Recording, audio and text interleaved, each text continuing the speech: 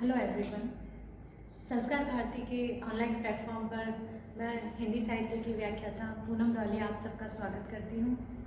आज हम स्नातक द्वितीय वर्ष हिंदी साहित्य का पाठ्यक्रम देखेंगे। पाठ्यक्रम के अंतर्गत जो दोनों प्रश्न पत्र हैं उनके अंतर्गत जो भी कवि और कवि परिचय और हिंदी साहित्य के इतिहास के अंतर्गत रीतिकाल का अध्ययन और दूसरे प्रश्न पत्र में गद्य विधाओं में कुछ निबंध और एक नाटक है, आपके इन्हीं सारे पाठ्यक्रम के विषयों पर हम चर्चा करेंगे आज, ताकि आपको पाठ्यक्रम से अवगत करा दिए जाएं। इनके जो अंक निर्धारित किए गए हैं वो आपको बता दिए जाएं। मैं आपको ये भी बताऊंगी कितने निबंधात्मक प्रश्न पूछे जाएंगे, कितने अंकों के पूछे जाएंगे, आपको किस विषय को अच्छे से तैयारी करनी है। तो चलिए देखते हैं हिंदी साहित्य द्वितीय वर्ष के पाठ्यक्रम को। जो प्रथम प्रश्न पत्र है उसका नाम है रीतिकाल, और इस रीतिकाल के अंतर्गत आपके जो कवि पूछे जाएंगे उनमें सबसे पहले हैं केशवदास। केशवदास रीतिकाल के प्रमुख आचार्य कवि हैं, प्रवर्तक कवि हैं, और इन्होंने इनकी जो प्रचलित जो कविता इनका काव्य है रामचंद्रिका, उस रामचंद्रिका से संबंधित कुछ पद आपके पाठ्यक्रम के अंतर्गत रखे गए हैं, जिसमें राम वंदना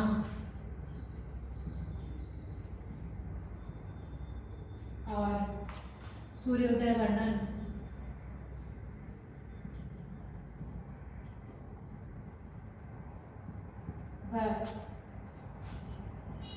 पंचवटी वर्णन और हनुमान लंका गमन, इनसे संबंधित पद हैं जो आपके पाठ्यक्रम में केशवदास के अंतर्गत हैं, जिसमें पहला राम वंदना, दूसरा सूर्योदय वर्णन, तीसरा पंचवटी वर्णन व चौथा हनुमान लंका गमन। राम वंदना में श्री राम की वंदना की गई है, सूर्योदय में सूर्योदय के मनोरम दृश्यों का वर्णन किया गया है, पंचवटी वर्णन में जब राम और लक्ष्मण पंचवटी में ठहरते हैं तब रात्रि के समय जो लक्ष्मण ने पंचवटी का मनोरम दृश्य देखा, उस प्राकृतिक छटा को देखकर लक्ष्मण के हृदय में जो भाव उमड़े उन्हें पदों के रूप में प्रस्तुत किया है। यहाँ चौथे पद में हनुमान लंका गमन, जब हनुमान लंका की ओर प्रस्थान करते हैं, उस दृश्य का, उस दिव्य दृश्य का वर्णन यहाँ पे किया गया है। इस केशवदास के बाद आपके पाठ्यक्रम में दूसरे कवि हैं बिहारी। बिहारी से आप अच्छे से परिचित हैं, फिर भी इन जितने भी कवि हैं उन कवियों से संबंधित भी प्रश्न पूछे जाते हैं, तो हम कवि परिचय भी देखेंगे जब हम इसकी कक्षाओं पे विचार करेंगे, आगे पढ़ेंगे एक एक पाठ को, तब हम इनके बारे में विस्तार से अध्ययन करेंगे। बिहारी में आपके 20 दोहे हैं, बिहारी सत्सई से।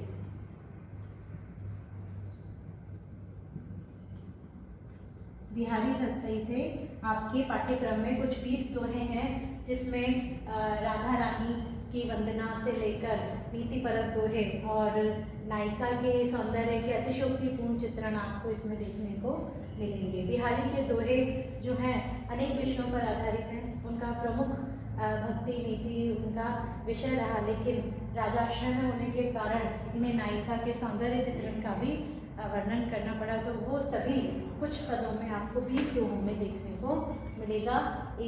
आगे बिहारी के बाद जो तीसरे कवि हैं आपके पाठ्यक्रम में वो हैं देव। देव के अंतर्गत भी आपके पाठ्यक्रम में कुछ 9 पद हैं, उन 9 पदों का वर्णन यहाँ किया गया है, जिसमें जो व्यवहार संबंधी श्री कृष्ण के बाल रूप का वर्णन, राधा के आराधना और राधा के रूप सौंदर्य का वर्णन यहाँ पे इन 9 पदों में किया गया है। चौथे जो कवि हैं आपके पाठ्यक्रम में वो हैं भूषण। भूषण कवि जो है वो रीतिकाल के कवि होने के बाद भी ये इन्होंने वीर रस पर काव्य रचनाएं की हैं। ये जो भूषण है ये रीतिबद्ध कवि होने के साथ साथ वीर रस की रचनाएं भी इन्होंने लिखी हैं। देव जो हैं, जो रीतिकालीन कवि होने के बावजूद भी इन्होंने नीति परक लिखा है। बिहारी तो रीति सिद्ध कवि हैं ही, और केशव स्वयं रीतिकाल के आचार्य प्रवर्तक कवि हैं, ये भी रीतिबद्ध कवियों में ही आते हैं। तो भूषण ने जो वीर रस की कविताएं लिखी हैं ये छत्रसाल के और शिवाजी के राजाश्रय में रहे, तो उन्होंने शिवाजी और छत्रसाल के शौर्य का वर्णन अपने पदों में किया है। तो उसी वीर रस के जो कुछ पद हैं आपके पाठ्यक्रम में, भूषण से संबंधित आपके पाठ्यक्रम में 10 पदों का वर्णन किया गया है, जिसमें शौर्य वीर रस के पद हैं। 5वां आपके जो कवि हैं इसके बाद है वो हैं घनानंद। घनानंद जो कवि हैं उनके कुल 10 पदों का वर्णन किया गया है। घनानंद के विषय में ये रीति मुक्त कवियों के अंतर्गत आते हैं। रीतिकाल के जो 3 धाराएं हैं, रीति सिद्ध, रीतिबद्ध और रीति मुक्त कवि, तो घनानंद रीति मुक्त कवियों के अंतर्गत आते हैं, क्योंकि इन्होंने रीति सिद्धांतों से हटकर केवल और केवल अपने मन के भावों को ही विचार शैली में लिखा है। इनके बारे में प्रचलित है कि ये राजाश्रय में कवि रहने के साथ साथ ये एक सुजान नामक वेश्या से प्रेम करते थे, और उनके प्रेम का प्रतिपाद जब नहीं मिला तो इनका जो लौकिक प्रेम है वो अलौकिक में उन्होंने बदल दिया। वो ब्रज वृंदावन चले गए और श्री कृष्ण में आराधना करने लगे, और श्री कृष्ण को ही उन्होंने अपनी प्रेयसी सुजान का नाम देकर उनकी आराधना करने लगे। तो अब सुजान के नाम से श्री कृष्ण की प्रभु की आराधना के जो पद हैं वो इन 10 पदों में आपको देखने को मिलेंगे, जिसमें प्रेम की भावाकुलता, विरह का विस्तार से वर्णन आपको यहाँ पे मिलेगा। तो ये कवि आपके 5 कवि हैं। इसके बाद हम आगे बढ़ेंगे।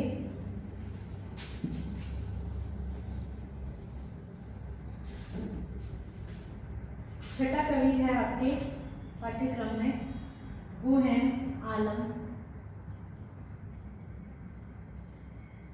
आलम जो है इनके भी 10 पदों का अध्ययन आप पाठ्यक्रम के अंतर्गत करेंगे। तो इन 10 पदों में जो श्री कृष्ण के बाल रूप का ही वर्णन आपको देखने को मिलेगा, और इसके बाद जो 7वें कवि हैं आपके पाठ्यक्रम में,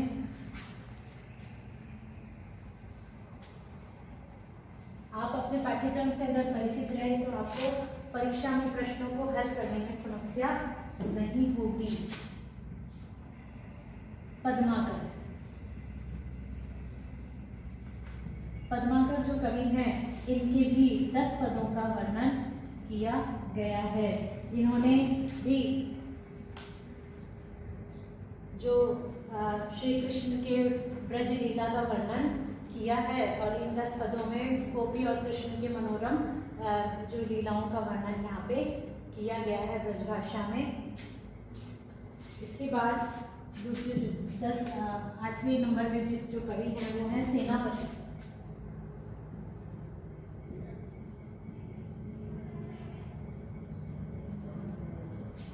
सेनापति जिनके 8 पद हैं आपके वर्णन में। इन्होंने भी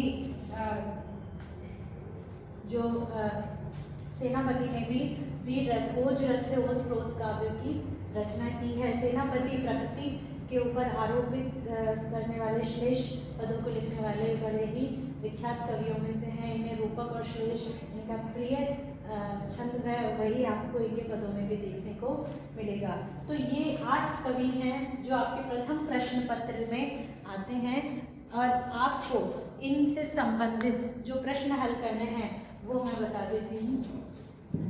किस तरह से हल करने हैं वो भी मैं बता देती हूँ। कई बच्चों को प्रश्न पत्र में अथवा के संबंधित प्रश्नों को भी आप जो अब द्वितीय वर्ष के विद्यार्थी हैं, प्रथम वर्ष में आपने परीक्षा दी है, आप समझ सकते हैं कि किस तरह के प्रश्न पत्र आते हैं। आपके 4 व्याख्याएं आएंगी। इन 8 कवियों से संबंधित 4 व्याख्याएं करनी है। आपके प्रश्न पत्र में आती हैं कुल 8 व्याख्याएं, जिनमें हर कवि के बीच अथवा होता है और आपको हल करनी होती है 4 व्याख्याएं। यानी कि हर कवि में से, जैसे आलम आपके पद्माकर है और सेनापति है, तो इनमें से किसी एक, दोनों के पद छपे हुए होंगे, आपको इनमें से किसी एक का ही पद व्याख्या करनी है। और इसी तरह से आपके जो कुल 4 व्याख्याएं आएंगी, जो कि प्रत्येक 4 अंक की होगी, तो आपको 10 अंक की होगी, आपको 40 अंक व्याख्याओं से प्राप्त होंगे। और इसी के साथ कुल 4 निबंध, आपको निबंधात्मक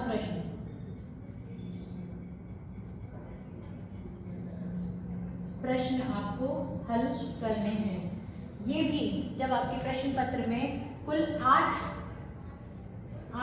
प्रश्न होंगे, जिसमें अथवा के साथ में सभी 8 कवियों के प्रश्न होंगे, और उनमें से आपको 2 में से किसी एक को ही हल करना है। आपका इन सभी 8 को हल नहीं करना है, केवल 4 आपको हल करने हैं। इन 8 में से आपकी छपी हुई होगी प्रश्न पत्र में से, इनमें से चुनकर आपको एक करना है। प्रश्न नंबर 1 में 2 व्याख्याएं होंगी, उन दोनों में से कोई एक करना है आपको, ना कि पूरे 8 में से आप ऊपर के 4 कर दें और नीचे के 4 छोड़ दें, ऐसा नहीं है। जिनमें अथवा है केवल वही आपको करना है। जो बच्चे ये नहीं समझ पाते हैं उनको बड़ा नुकसान होता है इस चीज़ को, आपको इसलिए इसे ध्यान से देखें, प्रश्न पत्र ध्यान से हल करें। 8 व्याख्याएं छपी होंगी, जिनमें से आपको 4 व्याख्याएं हल करनी होगी 40 अंक की, और 4 निबंधात्मक प्रश्न, जो कि 8 आपके प्रश्न छपे हैं, जिसमें से 4 हल करने हैं। प्रत्येक प्रश्न आपके 15 नंबर का है और कुल अंक इसके 60 हैं। 60 अंकों के आपके निबंधात्मक प्रश्न हैं। तो ये था आपका प्रथम प्रश्न पत्र, और इससे संबंधित प्रश्न और व्याख्याओं की आपको मैंने बताया कि किस तरह से आपको हल करना है। तो इसके साथ आगे बढ़ते हैं द्वितीय प्रश्न पत्र की ओर।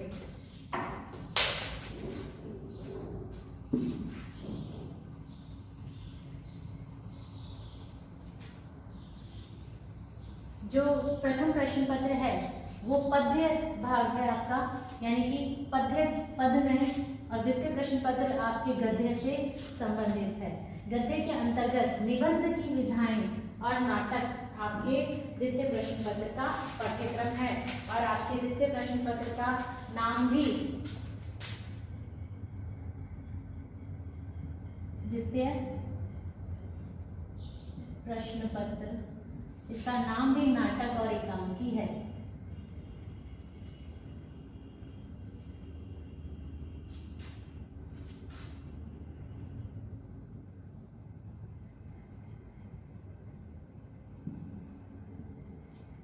नाटक और एकांकी।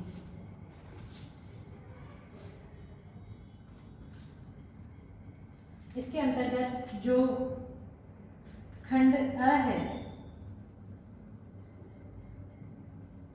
खंड अ में आपके नाटक है। खंड अ में आपके पाठ्यक्रम में नाटक है। कोणार्क, जगदीश चंद्र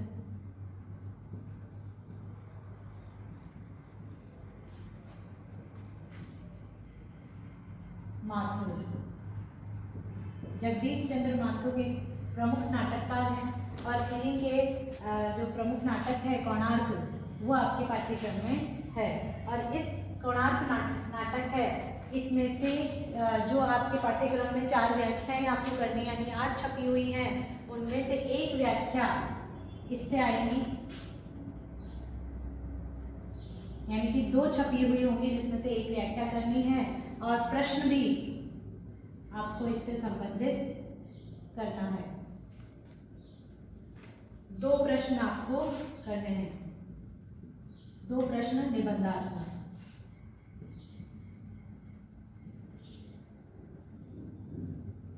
दो निबंधात्मक प्रश्न आपको इससे संबंधित हल करने हैं और इसी के साथ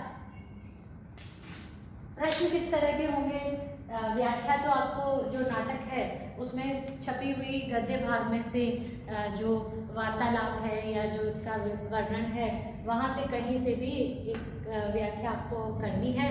प्रश्न के अंतर्गत आपको मैं बता दूं 2 तरह के प्रश्न होंगे इसमें। एक तो कोणार्क नाटक की विषय वस्तु से संबंधित विषय वस्तु, और देख लीजिए पहला हो जाएगा विषय वस्तु,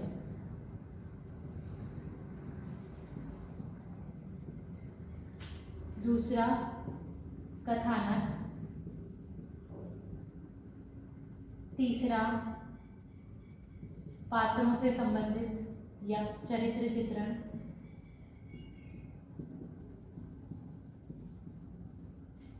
पात्रों से संबंधित या फिर चरित्र चित्रण, और नाटक के उद्भव और विकास से संबंधित प्रश्न। नाटक के उद्भव और विकास से संबंधित प्रश्न आपके पूछे जाएंगे। अर्थात जो नाटक है उसमें आपके जो विषय वस्तु से संबंधित और जो कथानक है उससे संबंधित और पात्र हैं, जितने भी मुख्य पात्र हैं, जो सहयोगी पात्र हैं, उन सभी से संबंधित आपको प्रश्न पूछे जाएंगे। इसके अलावा नाटक के उद्भव और विकास और जो इतिहास से संबंधित कि प्रथम नाटक जब शुरुआत में नाटक कब लिखा गया, उसके बाद में जैसे जैसे समय के कालांतर में किस तरह के नाटक हैं, उसकी विषय वस्तु कैसे बदल रही है, किस शैली में लिखे जाते हैं, इन सभी का हम अध्ययन करेंगे। नाटक के तत्व भी इसी के अंतर्गत आते हैं। इन सभी का आपको अध्ययन करना है। इन सभी बिंदुओं में से कोई 2 प्रश्न आ सकते हैं जो आपको हल करने हैं। तो ये तो था आपका खंड यानी कि नाटक से जुड़े जो प्रश्न पूछे जाएंगे वो आपके यहाँ से इस तरह से बनेंगे। अर्थात 2 प्रश्न आपको हल करने हैं तो आपके पास 4 प्रश्न आएंगे छपे हुए, जिसमें से आपको 2 हल करने हैं। 2 व्याख्या अगर आपका एक व्याख्या अगर आपको करनी है हल, नाटक से 2 और एकांकी से 2 व्याख्याएं हल करनी है। 2 व्याख्याएं हल करनी है तो आपके पास छपी हुई 4 व्याख्याएं होंगी, यानी कि आपको 4 में से कोई 2 व्याख्या नाटक से हल करनी है। अब जो आपके पाठ्यक्रम के अनुसार 4 व्याख्याएं होती है तो बची हुई 2 व्याख्याएं और 2 प्रश्न आपके एकांकी में से बनेगा, जो कि आपके पाठ्यक्रम के अंतर्गत और हैं, उन्हें देख लीजिए।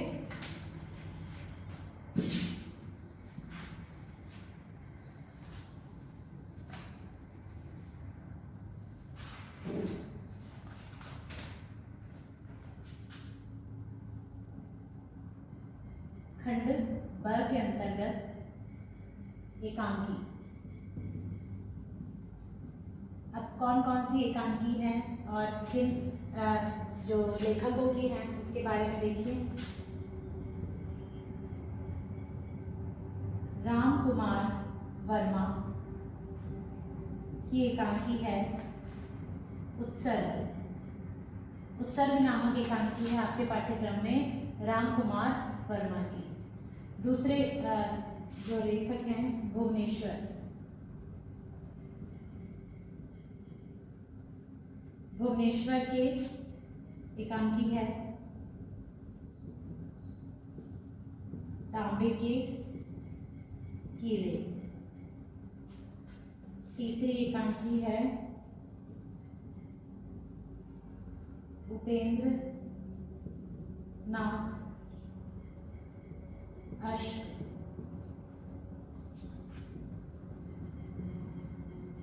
नया पुराना। चौथी एकांकी है विष्णु प्रभाकर की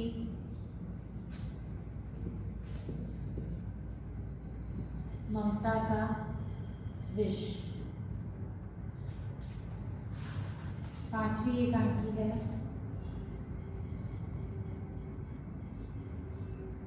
लक्ष्मी नारायण लाल की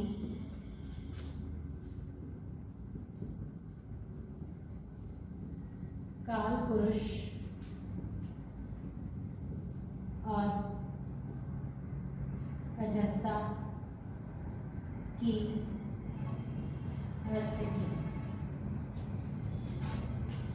6ठी एकांकी है धर्मवीर भारती की आवाज का नीलाम। 7वीं एकांकी है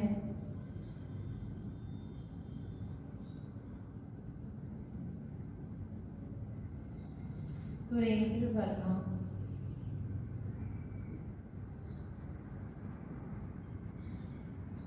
हरी घास पर घंटे भर। तो ये जो 7 प्रमुख एकांकियां हैं और इन एकांकियों में से आपके व्याख्याएं पूछी जाएंगी, 2 हल करनी है, 4 छपी होगी, किन्हीं 7 में से आपके पास 4 व्याख्याएं छपी हुई आएंगी। उन 4 व्याख्याओं में से आपको हल करनी है 2 व्याख्याएं और इन्हीं में से 4 निबंधात्मक प्रश्न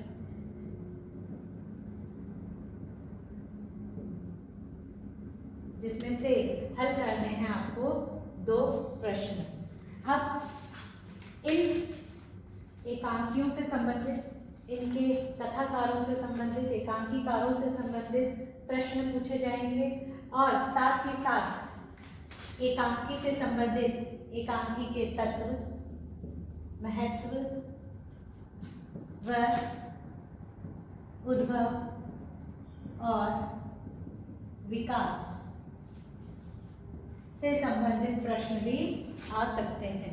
तो ये आपके पाठ्यक्रम, द्वितीय पाठ्यक्रम का हिस्सा है, लेकिन आपको इन सबको इस तरह से तैयार करना है कि अथवा में अगर प्रश्न पूछा जाता है तो दोनों में से एक प्रश्न आपके अच्छे से तैयार आप कर सको। तो आप इस तरह से या तो एकांकी के तत्व अच्छे से तैयार कर लीजिए ताकि आप अगर पाठ से संबंधित कोई प्रश्न आए और तत्व अच्छे से आए, क्योंकि इस भाग से एक प्रश्न अवश्य आएगा। उद्भव और विकास अगर कठिन पड़ता है तो आप तत्व तैयार कर सकते हैं, तत्व के आधार पर आप इसका वर्णन अच्छे से कर सकते हैं और आगे मैं आपको विस्तार से पढ़ाऊंगी, तब आपको इसके तत्व भी पढ़ाऊंगी। रामकुमार वर्मा का उत्सर्ग, रामकुमार वर्मा की जो उत्सर्ग एक एकांकी है। एकांकियां कहानी की तरह ही होती हैं, लेकिन एक अंक की जो कहानी होती है उसे एकांकी कहते हैं। एक नाटक की तरह ही होती है, इसे मंच पर खेला जा सकता है। एकांकी का अर्थ ही है एक अंक की कथा वस्तु या नाटक जिसका मंचन किया जा सके। और उसी तरह भुवनेश्वर के तांबे के कीड़े, ये भी एक मनोवैज्ञानिक और मनुष्य के मन मस्तिष्क में चलने वाले ऊहापोह की कहानी है। उत्सर्ग एक ऐसे वैज्ञानिक की कहानी है जिसने अपने जीवन का लक्ष्य मनुष्य की जो जितनी भी भलाई के लिए या मनुष्य के आगे काम आ सके ऐसे आविष्कार करने की उसने सोची, लेकिन जब अपनों को ही खो देने का डर होता है तो वहाँ पर वो विज्ञान और वो सब कुछ वहाँ पर नष्ट हो जाता है। इसी की एक कहानी है। यहाँ पे देखिए उपेंद्र नाथ अश्क की नया और पुराना, नए विचारधारा और पुरानी विचारधारा के बीच में जो संघर्ष है वो यहाँ पे नए और पुराने के माध्यम से उपेंद्र नाथ अश्क ने समझाने का प्रयास किया है।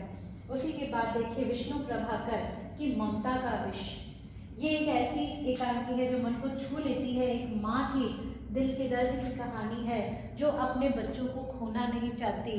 एक माँ मानसिक रूप से कितनी विक्षिप्त हो सकती है, जो अपने बच्चे को अपने से दूर ना करने के लिए उसे अपने ही पास रखकर विष देती रहती है ताकि वो उसे छोड़ के ना जाए। तो ये एक ऐसी विष्णु प्रभाकर ने एक कहानी लिखी है। आगे देखिए, लक्ष्मी नारायण लाल की काल पुरुष और अजंता की नर्तकी। यहाँ पे एक ऐसे जो युगल की दंपति की कहानी है जिसमें उनके बीच में वो बड़े ही आनंद से रह रहे हो, लेकिन उनका जो भूतकाल है, उनका जो पास्ट है, वो उन्हें मन ही मन परेशान करता रहता है। जो पुरुष है वो अपनी गरीब भिखारी माँ को की वजह से अपने आप को कुंठित महसूस करता है। जो उसकी पत्नी है वो भी अपने भूतकाल में अपने लिए कहे गए अपने लोगों के अपने लिए माने हुए लोगों की विचारधारा से कुंठित रहती है, और उनका भूतकाल जब उनके सामने आके खड़ा हो जाता है तब वो उसे संभाल नहीं पाते हैं। और अजंता, काल पुरुष और अजंता में जो नर्तकी है, जो राजा के इशारों पर नाचती है, और राजा की जब उससे संतुष्ट नहीं होते हैं तो उसको मृत्यु दंड दे देते हैं। तो कहीं ना कहीं महिला और इस समाज में जितनी महिलाएं हैं उनके दिमाग में यही रहता है कि अगर वो पुरुषों के अनुसार उन्होंने अपना जीवन यापन नहीं किया तो उन्हें काल पुरुष ने जैसे अजंता की नर्तकी को मृत्यु दंड दिया था, उसी तरह उन्हें भी यही सब झेलना पड़ेगा। तो यही कहीं ना कहीं ऐसा भले ही ना हो, लेकिन मनुष्य के दिमाग में जो वो पूर्व कल्पना कर लेता है, पूर्व धारणा बना लेता है, वो धारणा भी उसे परेशान करती रहती है। तो यही एक दंपति की कहानी है जिसे हम आगे विस्तार से पढ़ेंगे। धर्मवीर भारती एक बड़े ही कहानीकार एकांकीकार हैं, जो आवाज़ की नीलाम, एक ऐसे जो अखबार है, अखबार के मालिक की कहानी है, जो अपना जो धर्म है समाज तक सच पहुंचाने की और उसके जीवन में उसके संघर्ष और उसके जितने भी मूल्य हैं उनके बीच वास्तविकता को आने के बाद जो संघर्ष होता है वो यहाँ पे दर्शाया गया है कि किस तरह वो अपने अखबार को नीलाम नहीं होने देता, सच के लिए लड़ता है। सुरेंद्र वर्मा की हरी घास पर घंटे पर, ये सुरेंद्र वर्मा ने एक बहुत नया प्रयोग किया है हरी घास पर घंटे पर, यानी कि एक ऐसी कहानी लिखी है जिसमें चार अलग अलग उम्र के लोगों की, चार अलग अलग उम्र के दंपतियों की कहानी है। किस तरह एक वृद्ध दंपति एक बगीचे में बैठे हैं, उनकी क्या बातचीत है, वो अपने जीवन में किस विषय पर बातचीत करते हैं, उनके बच्चे बड़े हो चुके हैं, नौकरी कर रहे हैं, इस विषय में बातें करते हैं। एक नवविवाहित युगल दंपति है, वो प्रेम भरी बातें करते हैं, बैठे हैं। एक जो कुछ प्रौढ़ अवस्था के दंपति है, वो अपने बच्चों की पढ़ाई लिखाई के लिए, उनके एडमिशन के लिए, उनके भविष्य के लिए चिंतित हैं। और दो छोटे छोटे बच्चे भी बैठे हैं, उनके लिए दीन दुनिया कुछ नहीं है, वो केवल अपनी हंसी ठिठोली में लगे हुए हैं। तो इस तरह से जो सुरेंद्र वर्मा ने बड़ा ही मनोरम एकांकी लिखी है, तो अलग अलग मानसिकता के लोगों के बारे में बात की कि अलग अलग उम्र के लोग एक ही जगह बैठकर किस विषय पर बातचीत कर सकते हैं।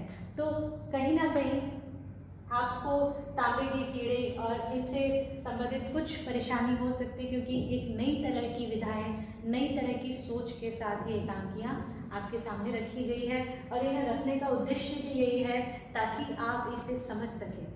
जो भाषा है उसे जो उसकी व्यंग शक्ति है उसे आप समझ सकें, उस भाषा के व्यंग शक्ति के द्वारा जो विचारशील बात आपके सामने रखी जा रही है उसके बारे में आप विचार कर सकें कि इस समाज में जो समाज के निर्माता है, जो संस्कृति के निर्माता है, जो समाज के ही लोग हैं, छोटे से बड़े हर तरह के लोग किस तरह से अपने जो जीवन में अपने जीवन को इस समाज में अपने आप का हिस्सा देते हैं। तो एकांकी के माध्यम से जितने भी आपके सामने देखिए, इन सभी एकांकीकारों के माध्यम से आपके सामने ये बात रखी गई है। तो ये था आपका पाठ्यक्रम द्वितीय प्रश्न पत्र का, जिसका नाम था नाटक एवं एकांकी। तो आशा है आपको अपना पाठ्यक्रम अच्छे से समझ आया होगा। आगे बढ़ने से पहले आप अपने पाठ्यक्रम को अच्छे से समझ लें तो आपको आगे परेशानी नहीं होगी। 7 लेखक हैं जिनमें से 4 लेखकों की आपके पास प्रश्न छपे हुए आएंगे और 4 निबंधात्मक प्रश्न होंगे, जिनमें से 2 आपको अटेंड करने हैं, 2 व्याख्याएं अटेंड करनी है और 2 निबंधात्मक प्रश्न अटेंड करने हैं। तो वैसे तो आपके लिए सभी महत्वपूर्ण बन जाते हैं, सारे ही लेखकों को आपको पढ़ना है, लेकिन जो परीक्षा से संबंधित मुख्य हैं उन्हें मैं आपको आगे प्रश्नों के माध्यम से आपको प्रश्न भी बता दूंगी कि आपको इन्हें हल करना है। तो इस तरह से आप देख सकते हैं कि ये आपके पाठ्यक्रम था हिंदी साहित्य द्वितीय वर्ष के विद्यार्थियों के लिए। तो इसी के आधार पर अगली कक्षा में हम एक पाठ के साथ शुरुआत करेंगे, रीतिकाल के कुछ आपको परिचय देते हुए उसके साथ हम आगे बढ़ेंगे और आपको आपके पाठ पढ़ाएंगे। तो जितने भी विद्यार्थी हैं वो अपनी पुस्तकें अपने पास ज़रूर रखें, अपनी किताबें ज़रूर ले आएँ, क्योंकि जो भाग में पढ़ाने जाऊंगी पद्य भाग है। पद्य भाग में आपको मैं बोर्ड पर भी लिखाऊंगी, लेकिन आपके पास अपनी किताब होना आवश्यक है, क्योंकि आप जहाँ कठिनता आती है वहाँ अपने हाथ से उसका अर्थ और उसकी हल को आप लिख लें तो उसी समय आपको वो चीज़ याद हो जाएगी। जितने भी विद्यार्थी हैं आगे हम पढ़ने जा रहे हैं, तो मैं फिर से कहूँगी कि आप साथ के साथ अपनी समस्याओं के हल को लिखते जाइए, जो मैं बताती हूँ जो इम्पोर्टेंट है उसे साथ में लिखते जाइए, तो आपके लिए आसान होगा। हमने अध्ययन किया पाठ्यक्रम के अंतर्गत, हमने पाठ्यक्रम हिंदी साहित्य द्वितीय वर्ष के पाठ्यक्रम के बाद हम थोड़ी सी आपको किताबों की जानकारी दे दूँ कि पाठ्यक्रम के अंतर्गत आपके कौन कौन सी पुस्तकें हैं, आप इसके बारे में थोड़ा सा जान लीजिए। डॉक्टर हेतु भारद्वाज की जो रीतिकाल है, रीतिकाल नामक पुस्तक है, उस पुस्तक के द्वारा आप हिंदी साहित्य के जो आपके कुछ कुल 8 राइटर हैं उनका आप अध्ययन करेंगे, उन 8 राइटर्स के बारे में आप आगे पढ़ेंगे। तो जो आपके केशव है, बिहारी है, और आप इसके अंतर्गत जो केशवदास, बिहारी, पद्माकर, सेनापति, भूषण और घनानंद, इनसे संबंधित जो रीतिकालीन कवि हैं, आप उन रीतिकालीन कवियों का यहाँ पर विस्तार से अध्ययन करेंगे, लेखक से परिचय संबंधित, और साथ ही साथ उनके जो पद हैं, आपके जो कोर्स में पद हैं उनका भी आप अध्ययन करेंगे। तो ये है आपकी प्रथम प्रश्न पत्र से संबंधित जो आपका फर्स्ट पेपर है, उस फर्स्ट पेपर की ये किताब है। और इसके अंतर्गत आपको हिंदी साहित्य इतिहास में रीतिकाल से संबंधित कुछ प्रश्न भी पूछे जाएंगे। उन प्रश्न को आप रीतिकाल का विस्तार से अध्ययन करने के लिए आपको हिंदी साहित्य का इतिहास, जो कि आचार्य रामचंद्र शुक्ल जी की पुस्तक है, इसके द्वारा आप इसका विस्तार से अध्ययन कर सकते हैं। लेकिन इसके अलावा नगेंद्र, जो डॉक्टर नगेंद्र हैं, डॉक्टर नगेंद्र की रीतिकाल नामक पुस्तक से भी आप इसका विस्तार से अध्ययन कर सकते हैं। तो ये आपके 3 पुस्तकें हैं जिनके द्वारा आपका पाठ्यक्रम आप कवर कर सकेंगे हिंदी साहित्य का प्रथम प्रश्न पत्र का। तो ये तो था प्रथम प्रश्न पत्र की पुस्तकें। इसके बाद हम बात करते हैं, आप चाहे तो इसका स्क्रीनशॉट ले सकते हैं। इसके बाद हम जो है आगे द्वितीय प्रश्न पत्र की बात करते हैं। द्वितीय प्रश्न पत्र के अंतर्गत आपके जो मैंने आपको बताया था, आपके जो द्वितीय प्रश्न पत्र है, उस प्रश्न पत्र का नाम है निबंध एवं नाटक। तो इस निबंध एवं नाटक से संबंधित आपकी जो पुस्तक है वो डॉक्टर हेतु भारद्वाज की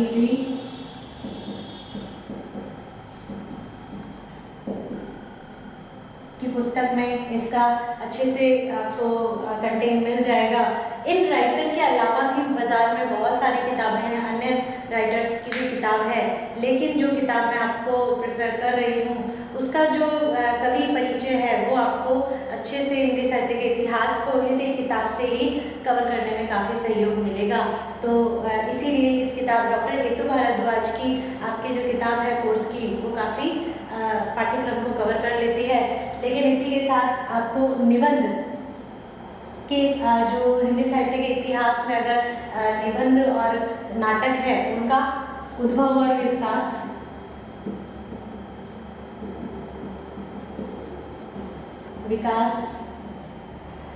ये निबंध से संबंधित और नाटक से संबंधित दोनों से ही संबंधित आपको प्रश्न पूछे जाएंगे।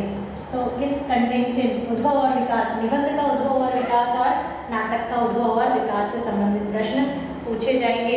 तो आधुनिक काल के अंतर्गत आता है जितने भी निबंध और नाटक है, लेकिन इनका उद्भव आदिकाल से ही और जो आपके प्रारंभ हिंदी साहित्य का इतिहास जहाँ से प्रारंभ हो जाता है वहीं से छुटपुट कुछ ना कुछ गद्य रचनाएं आने लगी थी। जैसे अगर हम बात करें आधुनिक काल की, तो आधुनिक काल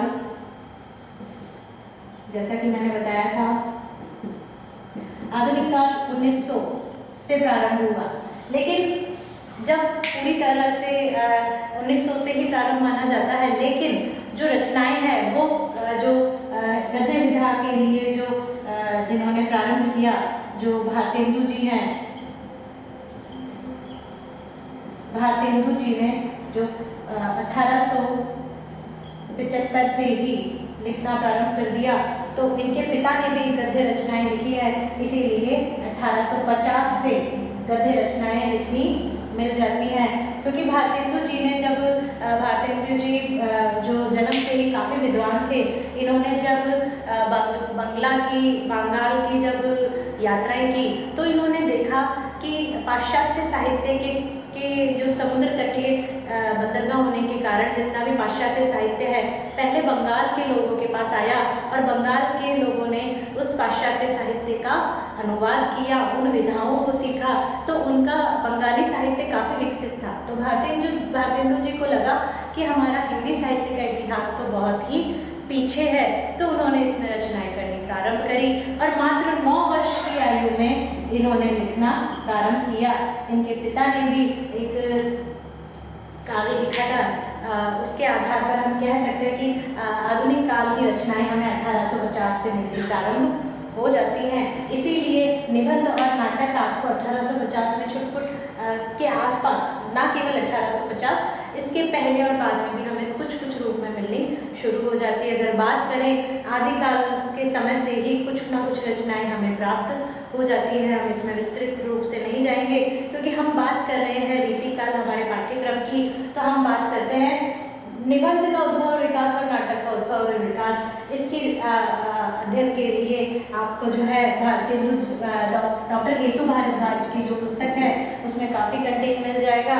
लेकिन इसके अलावा हिंदी साहित्य का इतिहास और आचार्य रामचंद्र शुक्ल की हिंदी साहित्य का इतिहास और जो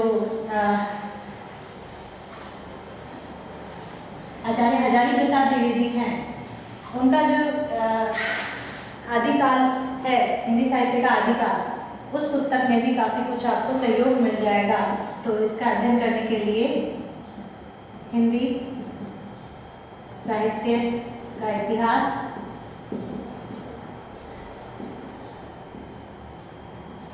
और हिंदी साहित्य का आधुनिक काल,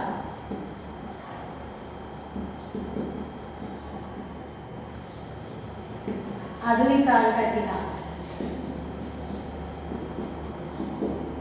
इसमें आपको मिल जाएगी बहुत सारी चीज़ें। और इस हिंदी साहित्य के इतिहास में जो शुक्ल जी की है इसमें आपको काफ़ी कुछ सहयोग मिल जाएगा। तो ये तो थी बात निबंध और नाटक के तत्वों की, लेकिन इसके अलावा आपके जो एक और नाटक है जो आपके पाठ्यक्रम के अंतर्गत है नाटक, उसका नाम है कोणार्क। इस कोणार्क नाटक से की जो पूरा का पूरा नाटक है वो भी डॉक्टर हेतु भारद्वाज द्वारा लिखी गई, जो मतलब उनके द्वारा संकलित। कोणार्क नाटक के तो रचयिता हैं जगदीश चंद्र बसु, जगदीश चंद्र जी हैं। कोणार्क नाटक के रचनाकार जगदीश चंद्र जी है। तो इस तरह से ये कोणार्क नाटक केतु भारद्वाज की पुस्तक से आप पढ़ सकते हैं और आपको जो आपके पाठ्यक्रम से संपूर्ण जानकारी उसमें मिल जाएगी। तो ये आपकी पुस्तकें थी जो आपके पाठ्यक्रम के अंतर्गत थी। इसके बाद हम बात करेंगे आपके जो पाठ्यक्रम है रीतिकाल का, जो हिंदी साहित्य के इतिहास में रीतिकाल का क्या स्थान है। आधुनिक हिंदी साहित्य के इतिहास में शुक्ल जी ने जो विभाजन किए हैं और अन्य कवियों द्वारा, अन्य आचार्यों द्वारा, विद्वानों द्वारा रीतिकाल को क्या क्या नाम दिए गए हैं, क्या नामांकन किया गया है, कितने समय सीमा में बांधा गया है, और इसके बारे में रीति शब्द के अर्थ को हम आपको बताएंगे। तो अगली कक्षा में हम इसके बारे में बात करेंगे और उसके बाद जब आप रीतिकाल को थोड़ा बहुत समझ जाए उसके बाद हम आगे आपके पाठ्यक्रम में जो पाठ हैं उनसे संबंधित अध्ययन करेंगे। तो यहाँ की कक्षा आज बस यहीं तक। धन्यवाद।